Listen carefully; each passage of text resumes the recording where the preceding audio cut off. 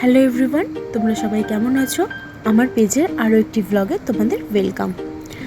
আমি আগের ব্লগে বলেছিলাম যে বাচ্চাদের বার্পিং করানোটা খুব দরকার, যেটা আমি নিজে জানতাম না। আমি নার্সিংহোমে আফটার ডেলিভারির পর আমি নার্সিংহোমে ভর্তি থাকাকালীন আমি বাচ্চাকে ফিড করাতাম, তো কোনো বার্পিং করাতাম না।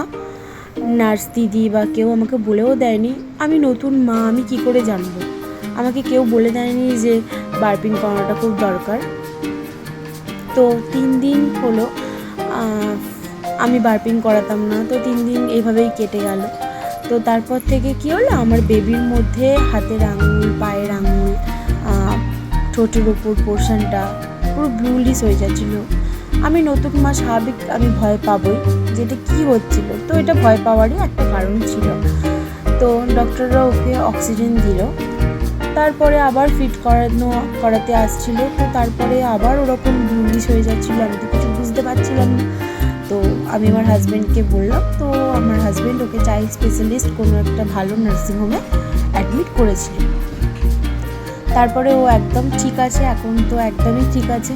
ওকে আফটার ফিট করানোর পর আমি এখনও অবধি ভালোভাবে রাব করে বার্পিং করিয়ে দিই। আমার মতেই যারা জানো না, যারা নতুন মা হবে, তাদের ক্ষেত্রে আমার মনে হয় আমার ভিডিওটা অনেকটাই উপকারে আসবে। আসলে নিউবর্ন বেবিদের ক্ষেত্রে কি হয়, ওরা তো নড়তে চড়তে পারে না, ওরা এদিক থেকে ওদিক উল্টাতে পাল্টাতেও পারে না। ওদের ভালোভাবে বার্পিং করিয়ে দিলে ওদের হজমটা হয়ে যায়। আর যখন 3 মাস থেকে যখন বাচ্চারা একটুখানি উল্টোতে পারে, বা 4 মাস থেকে যখন একটু ওরা উঠে বসার চেষ্টা করে, তখন হাত পা ছুটিয়ে খেলতে খেলতে ওদের নিজেদের মধ্যে মানে হজম শক্তিটা ঠিকঠাক করে হজম হয়ে যায়। তো তাহলেও বাচ্চাদের খাওয়ানোর পর বার্পিং করানোটা খুব দরকার। আমার মতো প্রবলেম যদি তোমাদের হয়ে থাকে কারোর, প্লিজ কমেন্টসে জানিও। এই প্রবলেমটা নতুন মায়েদের ক্ষেত্রে খুবই মানে একটা চিন্তাদায়ক বিষয়। একটা বাচ্চাকে নিউবর্ন থেকে একদম বড় করে তোলা যে একটা মায়ের ক্ষেত্রে কতটা মানে ডিফিকাল্ট একটা কাজ, সেটা প্রত্যেকটা মাই জানে। যারা নতুন মা হবে তাদের ক্ষেত্রে আমার ভিডিওটা মনে হয় একটু হলেও কাজে দেবে। তো আমার ভিডিওগুলো দেখতে হলে আমার পাশে থাকতে হবে। আর আমার আরও ছোটো ছোটো অনেক কথা আছে, যেগুলো আমি আবার যখন এরকম ছোটো ছোটো ভিডিও করব, তার মধ্যে আমি তোমাদের কাছে শেয়ার করব। তোমরা দেখলে আমার মনে হয় কিছুটা হলেও উপকারে আসবে তোমাদের। তো সব মায়েদেরকে বলছি, তোমাদের বেবিদেরকে নিয়ে তোমরা ভালো থেকো, সুস্থ থেকো। এই গরমে নিউবর্ন বেবিদের তো আরোই কষ্ট। ওদের একটুখানি পাতলা সুতির জামা পরিয়ে রাখার চেষ্টা করাও। আর যাদের মানে 6 মান্থ কমপ্লিট হয়ে গেছে, তাদের সেসব বাচ্চাদেরকে বেশি বেশি করে জলটা খাওয়ানোর চেষ্টা করো। ওদেরকে হাইড্রেট রাখাটা খুব দরকার। আর ঘাম যাতে না হয় সেই রকম পোশাক আশাক ওদেরকে ফ্রিলিভাবে রাখার চেষ্টা করো।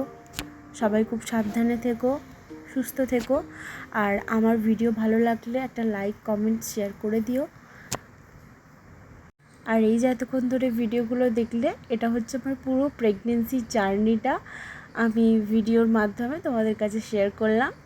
এটা ওর পুজোর লুক, পুজোর সময় পাপার সাথে বেরিয়েছিল তার লুক। আর নানা রকম ছোটো ছোটো ভিডিও ও যখন নিউবর্ন ছিল আমি ক্লিক করে রাখতাম। আমার খুব ভালো লাগে ওগুলো এখনও ওয়াচ করতে।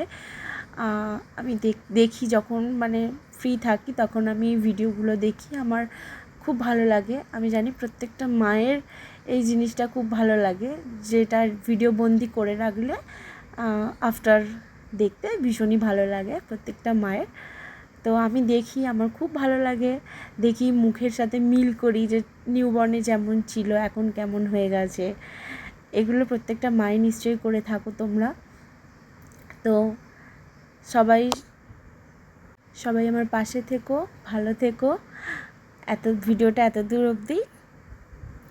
Tata, bye. দেখা হবে আরও নেক্সট ভিডিও নিয়ে।